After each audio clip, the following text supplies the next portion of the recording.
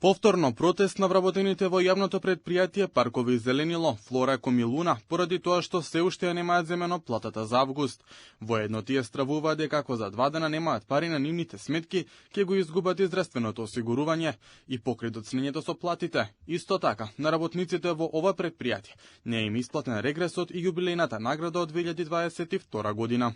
Плата за која што не треба да молат, туку таа треба да се исплати согласно закон, односно до 15 месец, денеска сме 29, се уште плата немаат вработените во овие 3 фирми. Тоа е ЈП Паркови Зеленило, Флораком и Луна. Треба да им се исплати отпремнина за оние што пензија, потоа регрес, К15, јубилејни награди. Воопшто досега не им исплатено. Значи не сега од оваа постава, туку историски наназад откако постои ЈП Паркови Зеленило, Флораком и Луна.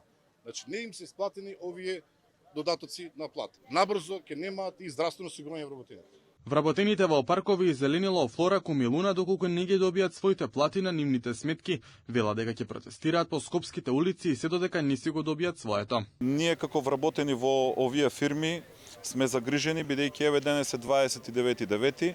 Веќе за 2 дена вработените ќе останат доколку не се исплати платата за август и без здравствено осигурување, што е уште пострашно, бидејќи голем дел од вработените имаат потреба од медикаменти и редовна терапија за оние хронични болни.